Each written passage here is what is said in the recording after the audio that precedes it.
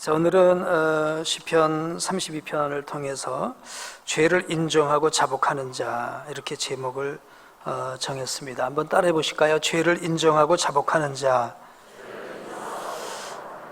우리가 계속해서 시편을 살펴보고 있는데요, 오늘 32편 말씀을 통해서 사실은 이 제목보다도 이런 부제목을 더 중점적으로 말씀을 전하려고 해요. 한번 따라해 보시겠어요? 죄의 기준이 명확한 자.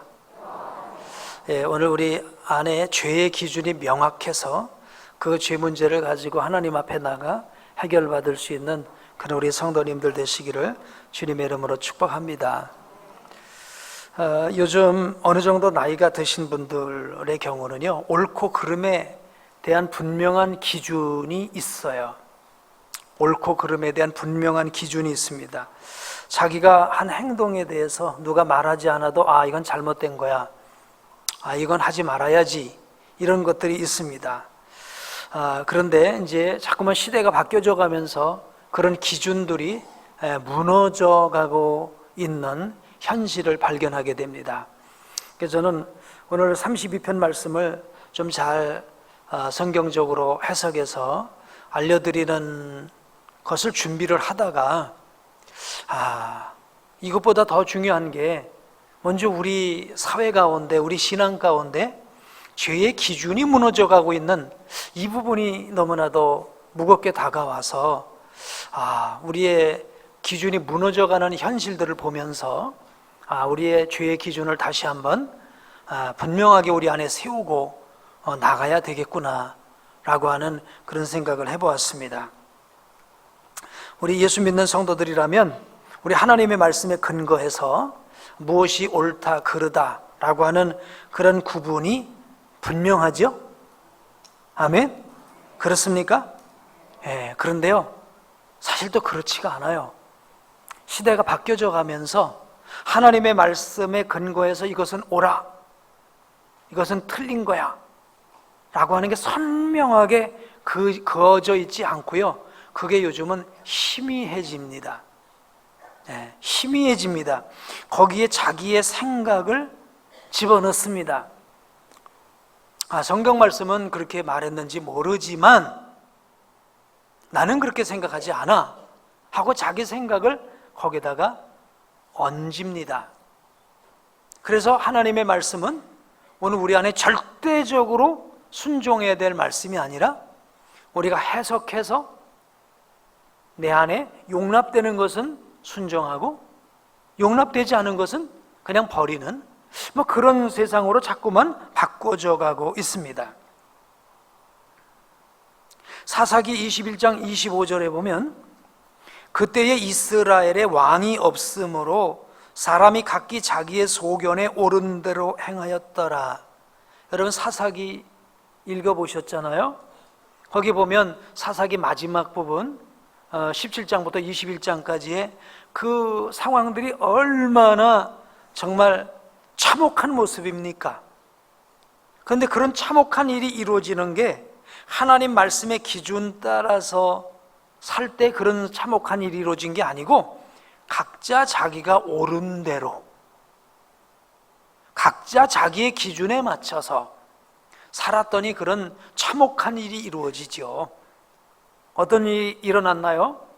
한 여인을 이렇게 폭행하고 죽음을 당하자 12덩어리로 시신을 나누어서 각 지파로 보내는 이런 일들이 일어났잖아요. 이것 때문에 전쟁이 일어나고요. 이건 무엇을 말하는 것입니까? 선명한 하나님의 말씀에 기준이 없으니까 그 사회가 지옥 같은 사회가 되었다라는 걸 한마디로 이야기하고 있는 것이죠. 제가 어느 글에서 이런 예를 보았습니다. 미국에 있었던 일인데요, 17살, 14살 된 여학생이 저녁에 파티를 하고 집에 돌아가는데 지름길을 택하기로 했어요. 오솔길로 가기로 했습니다. 그래도 뭔가 일말의 두려움이 있어서 부모님한테 전화를 하고 지금 떠났다고. 그리고 이제 오솔길로 가는데 가던 도중에 소년 범죄 조직하고 마주쳤어요. 이 소년 범죄 조직은 거기서 무슨 일을 했었냐면 고참이 심참끼리 서로 패싸움을 하도록 그런 신고식을 하고 있었던 터였습니다. 자, 그 두 여학생이 지나가자 그 한 조직원이 그렇습니다. 자, 저기 여학생 간다. 잡아. 그리고 한 나흘 후에 이 두 여학생은 시신으로 발견이 됐어요. 폭행을 당했습니다. 한 학생은 허리띠로 목이 졸려졌고 한 학생은 신발끈으로 목이 졸려졌었대요. 경찰의 수사에 의해서 이 소년 범죄 조직이 체포가 됐습니다. 자, 그런데 문제는 이 체포되는 과정 속에 이 카메라에 그들의 행동의 모습들이 드러났는데 한 소년 조직원은 이렇게 외쳤다는 겁니다. 잡혀가는데요, 이렇게 고개 숙이고 잘못했습니다 이런 게 아니라 어깨를 쫙 펴고 당당한 모습으로 인간의 목숨은 아무것도 아니야. 그리고 거기서 이렇게 소리를 지르더라는 거예요. 그리고 또 한 어떤 이제 소년은 너는 살인으로 기소당할 것이다 라고 하니까 와, 대단하다, 우리가 한 건 했어, 그런 반응을 보이더라는 것입니다. 누군가를 이렇게 끔찍하게 살인 행위를 한 것, 그것도 끔찍한 일이지만 더 끔찍한 일은 그런 행동을 하고서도 옳고 그름에 대한 기준이 없고 죄에 대한 의식이 없고 그것을 영웅심으로 생각하고, 물론 어린아이이기 때문에 그럴 수도 있겠습니다마는 뭔가 의식이 왜곡이 되어 있고 가치관이 상당히 변질되어 있는 그런 학생들의 모습을 보면서 그게 끔찍했다라는 것이죠. 그렇죠? 오늘 이 시대가 이렇게 옳고 그름에 대한 기준이 자꾸만 변질되어져서 우리가 보통 상식적으로 생각할 수 없는 그런 끔찍한 일들이 세상 가운데 가끔 일어나는 게 아니라 너무 흔하게 빈번하게 일어나고 있다라는 거예요. 그래서 이 사건을 보면서 많은 이런저런 제언들이 있었답니다. 우리 어린이 교육을 개혁해야 된다. 학교 교육이 잘못돼서 그렇다. 아니면 도시 안전시설이 확충이 안 돼서 그렇다. 여기다 세금을 더 써야 된다. 아니면 이런 아이들을 이제 잡아다가 교도소에 교도소를 잘 지어서 잘 교화를 해야 된다. 여러 의견들이 있었지만 사실은 그것은 문제의 핵심이 아니죠. 진정한 문제의 핵심은 옳고 그름의 기준, 죄에 대한 기준, 올바른 가치관의 기준, 이것이 무너져 버렸기 때문에 이런 현상이 나타난 것입니다. 그 기준이 더 무너지게 되면 그런 일들이 더 이제 많아질 수밖에 없는 것이겠죠. 사탄은요, 기준을 무너뜨리는 일을 합니다. 뭘 무너뜨린다고요? 기준. 우리 하나님께서는 선악과를 따먹지 마라 하고 에덴 동산에 첫 번째 금지 명령을 주셨죠. 너무 선명하고요, 너무 분명했습니다. 이것을 따먹는 날에는 정령 죽을 것이다, 분명하게 말씀하셨어요. 근데 사단은 와서요, 그 죄의 기준을요, 선이 아주 일직선인데요, 그 선을 꾸불랑꾸불랑은 이런 선으로 만들어 놓는 거예요. 그래서 뭐라고 말합니까? 너희가 결코 죽지 아니하리라. 그래? 하고 이제 의심이 들어오고 나니까 그러면서 또 이제 유혹을 합니다. 너의 눈이 밝아져서 하나님과 같이 될 거야. 지금 아담과 하와가 누구의 형상으로 지음받았죠? 누구의 형상이요? 하나님의 형상으로 지음받았어요. 하나님과 교제할 수 있는 최고의 축복을 누리고 있습니다. 거기다 욕심을 불어넣는 것입니다. 내가 하나님과 같이 될 거야. 기준을 무너뜨려 버리는 거야. 그러니까 아담과 하와가 그 선악과를 따먹고 범죄하게 된 것이죠. 사단은 죄라고 하는 것의 기준을 무너뜨립니다. 의라고 하는 것의 기준을 무너뜨립니다. 우리를 유혹하고 우리의 삶을 파괴하는 파괴자입니다. 근데 그 사단이 오늘도 우리 가운데, 특별히 이 세대 가운데 우는 사자와 같이 돌아다니며 역사하고 있다는 사실을 여러분 믿으시기를 바랍니다. 오늘날 세태가 아주 급변해가고 있는데요, 급변하고 있는데요, 절대 기준, 이게 없어지는 그런 모습으로 변해가고 있어요. 진리라고 하는 것이 없는 시대가 돼가고 있습니다. 진리는 다 상대적인 진리지 절대적인 진리가 없어지는 그런 시대로 자꾸만 변해져 가고 있어요. 이거는 악한 사단이 지금 그 어느 때보다도 더 강력하게 곳곳에서 역사하고 있다라고 하는 사실인 것입니다. 이 사단은요, 교회 밖에서만 역사하는 게 아니고요, 교회 안에서도 역사할 것입니다. 여러분 심령 안에서도 역사할 것입니다. 어떻게 역사하겠습니까? 기준을 틀어놓는 것입니다. 지금 목사님 설교하는 거야. 너는 네 기준으로 살면 돼. 목사는 목사 기준으로 설교하는 거고 너는 네 기준으로 살면 돼 하고 계속해서 새로운 기준을 우리에게 만들어 놓을 거예요. 기준을 무너뜨릴 거예요. 예전에는요, 이 자살이라는 것을 절대적인 죄의 기준으로 삼았습니다. 유교적인 면에서도 그렇고요, 기독교적인 면에서도 그렇죠. 하나님께서 주신 생명을 내가 파괴하는 것 아닙니까, 스스로? 그런데 지금 와서는 그 기준을 어떻게 만들죠? 점점 흐리흐리하게 만듭니다. 얼마 전에는 안수 집사가 자살을 한 걸 제가 봤습니다. 안수 집사라도 상관이 없는 것 같아요. 그 죄에 대한 기준이 불명확하면, 죄에 대한 기준이 불명확하면, 그러면서 하는 말이 우울증 때문에 그랬다는 거예요. 우울증 때문에 그랬다는 거예요. 심리적 불안감 때문에 그랬다는 것입니다. 그래서 지금은 그것을 죄라고 여기지 않고 병으로 여기는 이런 시대가 되었어요. 기준을 모호하게 만드는 것입니다. 요즘 우리 기독교는 아주 강하게 이 부분을 반대하죠. 동성애. 언젠가 제가 이렇게 설문한 거를, 조사한 거를 보니까 대학생들이라든지 중고등학교 학생들, 이런 학생들에게 동성애를 어떻게 생각하느냐라고 했더니 거의 50%가 훨씬 넘는 퍼센테이지의 이런 젊은 세대 사람들은 동성애는 각자의 취향일 뿐이니까 우린 그것을 잘잘못을 말할 필요가 없다고.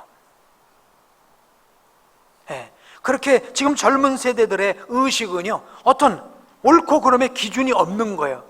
그저 모든 것을 포용하고 관용하면 그것이 인격적인 사람인 것처럼 여겨지는, 즉 기준을 명확하게 하는 사람일수록 융통성이 없는 사람이고, 기준을 분명하게 하지 않는 사람일수록 관용적인 사람으로 만들어가는 그런 시대의 흐름이 지금 이뤄가고 있습니다. 이런 반면에 예수님은 뭐라고 말씀하십니까? 내가 곧 길이요 진리요 생명이니 나로 말미암지 않고는 아버지께로 올 자가 없느니라. 예수님은요, 너무나도 선명한, 구원받는 길이 두 길이 아니라 오직 한 길, 아멘, 유일한 구원, 절대적인 기준을 지금 말씀하고 계시는 줄로 믿습니다. 유일한 속죄의 죽음, 누구만 하셨습니까? 예수님만 하신 줄로 믿습니다. 유일한 죽음의 세력을 이긴 부활, 누구만 죽음에서 부활하셨습니까? 예수 그리스도. 그래서 예수 그리스도가 아니면 그 어느 누구도 우리를 구원할 수가 없는 유일한 구원을 예수님은 외치고 계십니다. 아멘. 근데 사단은요, 안 해요. 당신은 예수를 믿어 구원받아. 우리는 다른 종교로 착하게 살아서 구원받을게. 여러 길을, 다양한 길들을 지금 얘기하고 있습니다. 기준점을 옮겨 놓는 것이죠. 기준점이 여럿인 거예요. 그래서 사람이 헷갈리는 거예요. 요즘 우리 축구 경기를 할 때 보면 선과 룰이 있어서요, 이 축구 경기가 세계적인 스포츠로 발전된 것 같아요. 만약 축구 경기에 선이 없고 룰이 없다고 한다면 축구하다가 아마 전쟁 날 거리요. 막 그냥 이 얼굴이 상처가 나고 다리가 부러지고 별일이 다 일어날 것입니다. 근데 선과 룰이 정확합니다. 요즘은 얼마나 정확한지요? 비디오 판독기까지 있어 갖고요, 골을 집어넣어도 골인지 아닌지는 확인을 해야 돼요. 그렇죠? 예? 봐서 판독을 해서 업사이드를 했는지 안 했는지, 반칙이 있었는지 없었는지 다 판독을 해갖고 골링을 선언을 해야 골링이 되는 거예요. 자, 그거 보면서 참 좋다 그런 생각이 들었어요. 맞다, 옳고 그른 건 이렇게 정확하고 분명하고 기준이 있다라는 사실입니다. 아멘. 오늘 우리의 삶에도 이렇게 이제 옳고 그름에 대한 이제 기준, 죄에 대한 기준, 구원에 대한 기준, 이게 분명하게 될 때 우리의 삶이 흔들리지 아니하고 하나님 원하시는 기뻐하는 삶을 살 수 있게 될 줄로 믿습니다. 저와 여러분 가운데는 이 절대적인 진리의 기준이 있게 되기를 주의 이름으로 축복합니다. 이 절대적인 진리, 즉 절대적인 기준이라고 하는 건요, 누가 동의하든 동의하지 않든 상관이 없습니다. 아멘. 그건 절대적인 거예요. 예수님은 죽으시고 부활하셨기 때문에 그분만이 유일한 구원자십니다. 아멘. 절대적인 진리인 줄로 믿습니다. 1000사람이 반대를 해도요, 한 사람이 인정해도요, 그 1000대 1과 뭐 이런 것과 상관이 없어요. 요즘 우리는 민주주의 시대를 살다 보니까 우리 의식도 민주주의 의식이 되어버렸어요. 그래서 요즘의 정의는 무엇이 정의입니까? 옳은 것이 정의가 아니에요. 표가 많으면 정의예요. 그렇죠? 자, 오늘 여기서 1000명에게 투표합니다. 동성애가 옳습니까? 그럽니까? 근데 여기서 900명이 찬성을 했어요. 그럼 동성애는 뭐가 된 거죠? 지금 정의가 된 거 아닙니까? 왜? 900명이 찬성을 했으니까. 100명이 반대를 했으면 불의가 되는 것입니까? 지금 이게 민주주의 논리에 의해서 이렇게 돼버리는 거예요. 우상숭배는 죄다. 예? 이거 이거를 대다수가 우리는 용납하지 못해. 다종교사에서 어떻게 우상숭배가 죄야? 라고 대부분이 주장을 한다 할지라도 그건 아닌 거예요. 아멘. 절대적인 진리는 누가 어떤 사람이 옳다, 그르다 해서 옳고 그러지는 게 아니에요. 그거는 변함없는 진리인 줄로 믿습니다. 무엇이 하얀색이면서 검은색은 없어요. 하얀색이면 하얀색이지 검은색은 없어요. 무엇이 옳으면서 옳지 않은 것은 없습니다. 진리는 절대적인 줄로 믿습니다. 복음은 절대적인 줄로 믿습니다. 죄는 절대적인 거예요. 아멘. 물론 죄가 어떤 거냐라고 하는 건 좀 다음 시간에 살펴보겠습니다만, 죄는 절대적인 거예요. 어디서는 죄가 되고 어디서는 죄가 안 되고, 그게 아닌 거예요. 우리가 중력이라는 걸 아시죠, 여러분? 중력? 과학 시간으로, 중학교 과학 시간, 초등학교 과학 시간으로 갑니다. 중력은 뭡니까? 이게 지구가 끌어당기는 힘, 그죠? 끌어당기는 힘이 이제 중력이죠. 또 뭐 인력이라고도 합니다. 자, 위에서 높은 물건이 떨어지는 건 뭐 때문에 떨어져요? 무게가 있어서 떨어지는 겁니까? 아니에요. 중력이 있어서 떨어지는 거예요. 그렇죠? 맞죠? 예, 맞습니다. 그렇습니다. 그러니까 무중력 상태로 가면 어떻게 돼요? 우주선에서 무중력 상태가 되니까 어떻습니까? 막 둥실둥실 떠다니잖아요. 그죠?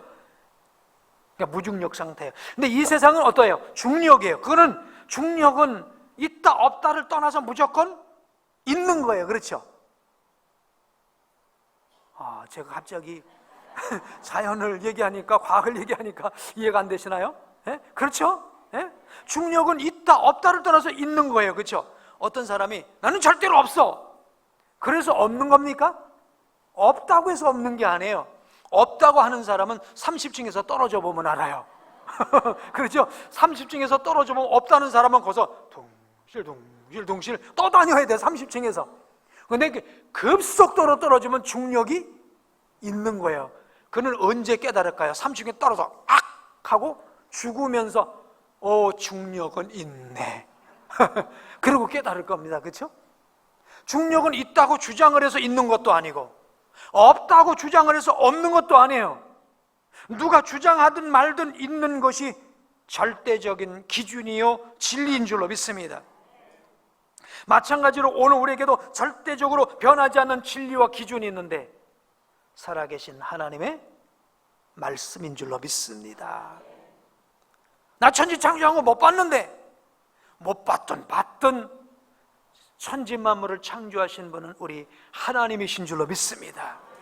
우리 주님 재림하실 건데 그걸 어떻게 믿어? 믿든 말든 그건 사실인 걸 믿으시기 바랍니다. 아멘. 그러니까 절대적인 진리라고 하는 것은요, 누구의 주장과 누구의 의견과 상관하지 아니하고 변하지 않는 절대적인 진리인 거예요.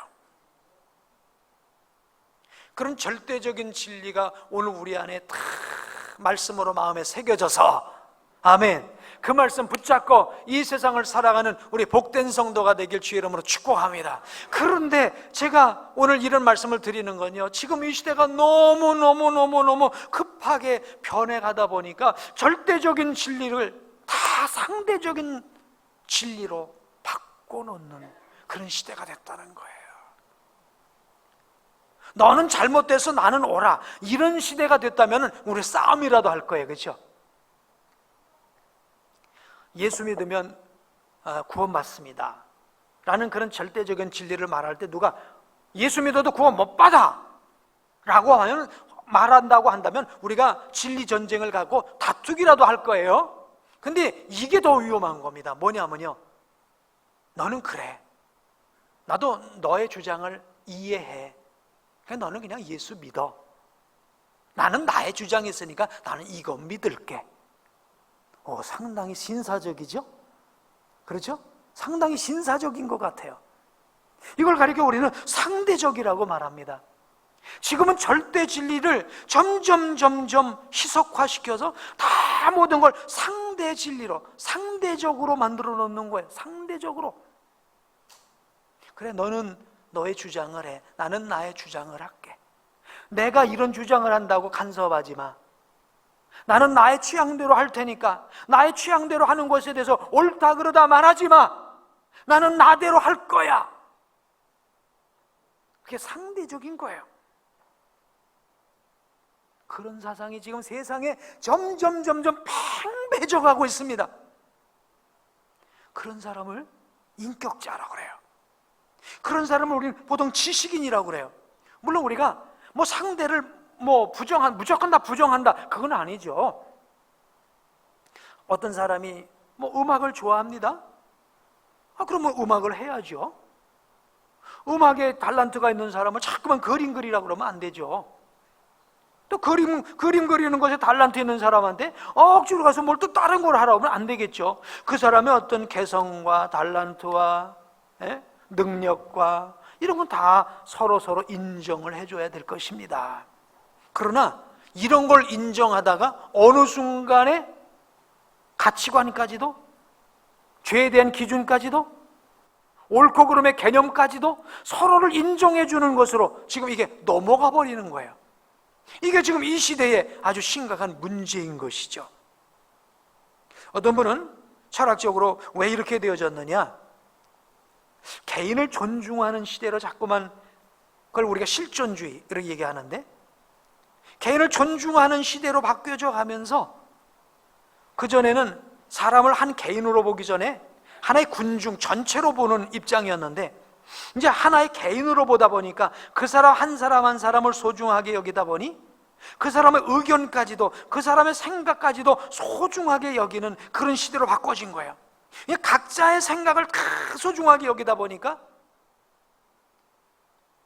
다원주의화되는 그런 세상이 지금 되고 말았어요. 그러니까 각자의 생각이 있다라는 걸 우리가 부정하진 않죠. 그러나 각자의 주장하는 것이 기준이 된다는 것은, 이것은 아닌 것이죠. 이해되십니까? 각자가 주장할 수는 있지만 각자가 주장하는 것이 기준이 될 수는 없는 것입니다. 근데 지금 시대는 그렇게 지금 변해져 가고 있다라는 것입니다. 그래서 죄의 기준도 흐물흐물해져서 누가 죄라고 말하는 그 사람이 나빠요. 당신 잘못됐어 라고 말하는 그 사람이 나쁜 것이지, 자기 기준대로 행했기 때문에 지금 점점 그런 시대가 되니까 죄가 없는 시대가 되고 뭐가 옳고 그름이 없는 시대가 돼버리고 말아버린 것입니다. 나이가 좀 드신 분들은 이런 말을 듣고 자랐을 겁니다. 얘야, 부모님이 하라고 하는 대로 해라. 그렇죠? 그런 얘기 듣고 자라신 분들 한번 이렇게 호기 한번 끄덕해 보세요. 예, 그런 분들은 좀 나이가 드신 분들입니다. 네, 저도 그런 얘기도 많이 들었어요. 부모님이 말씀하시는데 어디서 대답을 하냐? 예? 그죠? 부모님 말씀하시는데 어디서 대답을 해? 그러니까 부모님께서 말씀하시는 대로 수긍이 안 돼도, 속으로는 좀 안 돼도 그래도 이해하고 하라는 거예요. 그런 얘기를 이제 나이가 드는 세대들은 그런 얘기를 들었어요. 내가 싫어도 여러 사람이 원한다면 해야 되지 않겠어? 뭐 이런 얘기들 들으면서 살았어요. 근데 요즘 젊은 시대는요, 그런 얘기는 하면 안 돼요. 안 되는 게 아니라 요즘은 그런 얘기를 하다 보면요 완전히 노인네 소리가 듣습니다. 요즘은 이런 얘기를 많이 듣고 자랐을 겁니다. 내가 좋아하는 것을 해. 내가 원하는 것을 해. 너는 너의 진리를 찾아. 너한테 통하는 것이면 뭐든지 좋은 거야. 당신이 뭔데 나한테 판단하는 거야. 나는 내 판단이 있어. 뭐 이런 얘기들을 이제 젊은 시대들은 계속해서 듣고 자랐습니다. 아마 이제 우리 부모님들도 그런 얘기가 그런 생각을 했던 것 같아요. 나도 우리 부모님들한테 너무 억압 가운데 자라서 우리 자녀들만큼은 억압하지 않고 풀어놓고 싶고 이제 마음껏 키우고 싶다는 거예요. 그래서 네가 원하는 대로 해라. 네가 하고 싶은 대로 해. 근데 그것이 개성을 살리는 수준을 뛰어넘어서 자기 생각이 곧 기준이 돼버리는, 자기 생각이 기준이 돼버리는 그런 어떤 시대로 바꿔져 가고 있다는 거예요. 그런데 이것이 어디까지 바꿔져 갔느냐? 죄의 기준도 바꿔버리는 거예요. 아니요, 성경이 뭐 아무리 그걸 죄라고 해도요 나는 그거 인정하지 않아요. 내가 죄라고 인정하지 않아요. 난 내가 죄라고 인정하지 않기 때문에 난 상관없어요. 성경이 뭐라고 말하든 상관없어요. 이런 입장에서 하나님의 말씀을 받아들인다면 그런 말씀이 기준이 아니라 누가 기준입니까? 자기의 감정, 자기의 판단이 기준이 된 것이죠. 그런데요, 지금 젊은 시대가 다 이런 기준으로 자꾸만 바꿔져 가고 있다는 거예요. 그래도 우리 교회 나오는 우리 젊은이들은 그래도 여기에서 바꿔지지 않으려고 노력을 하고 있다고 믿습니다. 근데 우리 부모님들이 자녀들을 이렇게 믿음 안에서 가르친다 할지라도요, 그런 의식화, 사상화, 또 어떤 가치관에 체계화된 친구들은요, 부모의 손이 벗어날 때는 하나님 안 믿어요. 교회 안 나와요. 왜? 자기가 기준이 돼버렸기 때문에. 심각한 지금 시대의 현상입니다. 그래서 우리 주님께서 말세에 내가 믿음을 보겠느냐? 믿음이라는 게 바로 무엇입니까? 아브라함이 뭐 어떻게 해서 믿음의 조상이 됐어요? 하나님께서 말씀하실 때 어떤 데는 이건 이해가 안 되는 얘기입니다. 말도 안 되는 얘기예요. 그렇죠? 예? 지금 부인은 이제 자녀를 낳을 수가 없는데 내가 내년 이맘때 자식을 주겠다는 거예요. 그 말씀을, 하나님의 말씀을 진리로 받아 믿습니다. 아멘? 그 믿음, 하나님의 말씀이 이해가 되든 이해가 되지 않든 그게 기준인 걸 믿으시기 바랍니다. 요즘 우리가 아까 우리 중등부 학생도 이사야 말씀을 전했는데 이사야 45장, 44장, 45장, 46장에 쭉 걸쳐서 이사야 선지자가 누구에 대해서 예언하는가 하면요, 고레스라고 하는 사람에 대해서 예언을 합니다. 근데 이 고레스는 어떤 사람이냐? 성경에 나오는 다윗이라고 하는 모델적인 왕을 빼놓고, 다윗을 빼놓고 서양에서 가장 모범적인 왕 가운데 한 사람이 고레스라고 그래요. 자, 그런데 이사야 선지자가 이 고레스 왕에 대해서 이제 예언을 하는데, 장차 고레스가 하나님의 종으로서 바벨론의 포로로 잡혀간 이스라엘 백성들을 바벨론에서 돌아가게 하는 그 일을 하게 될 거라는 거예요. 그런데 이사야 선지자가 고레스에 대해서 예언할 때는 언제입니까? 고레스가 세상에 태어났을 때였습니까? 네, 태어나기도 전이었어요. 고레스가 이 세상에 태어나기도 전에, 적어도 100년에서 200년 사이에, 태어나기도 전에 이사야 선지자는 고레스에 대해서 그가 하나님의 종으로 일할 것을 말합니다. 자, 문제는 이사야가 지금 이스라엘 백성들이 포로로 잡혀가고 다시 돌아오는 과정에 고레스가 일하게 될 걸 지금 말씀하고 있는데, 지금 이스라엘 백성들은 유다가 멸망할 것조차도 믿지 않고 있단 말이에요. 뭔 얘기인지 이해하시죠? 아직 멸망하지 않은 상태니까. 그러니까 지금 이사야가 하는 말이, 이게 무슨 말이에요? 머리가 돈 사람의 얘기입니까? 멀쩡한 사람의 얘기입니까? 그들이 느끼기로는 머리 돈 사람 얘기 같아요. 근데 이 말이 누구에게서 주어주신 말씀입니까? 하나님으로부터 주어진 말씀인 줄로 믿습니다. 아멘. 그래서 이사야 선지자는 하나님의 말씀을 외쳐도, 하나님의 말씀을 외쳐도 그걸 듣는 사람들은, 저 사람 머리 돈 거 아니야? 지금 제정신이야? 지금 시대가 어떤 시대인데, 망하지도 않았는데 망해서 포로가 되는 가운데 다시 돌아오게 할 때 고레스라는 사람을 통해서 돌아오게 해? 무슨 신나라 까먹는 소리야? 이런 소리 할 거예요, 그죠? 그러나 이사야는 자기에게 주신 말씀이 절대적인 진리이기 때문에 목숨 내걸고 그 말씀을 외친 줄로 믿습니다. 그리고 그 말씀은 이루어진 줄로 믿습니다. 이사야는 장차 예수 그리스도께서 초림의 예수님이 오실 것을 예언하신 줄로 믿습니다. 그 예수님이 오셨습니다. 예수님 오셔서 내가 다시 오실 것이다, 재림을 말씀하신 줄로 믿습니다. 지금 이 대명천지에 예수님 다시 오세요? 이 대명천지에 예수님이 다시 오십니까? 우리는 주님의 말씀은 대명천지라도 그것은 흔들림 없는 진리의 기준인 줄로 믿습니다.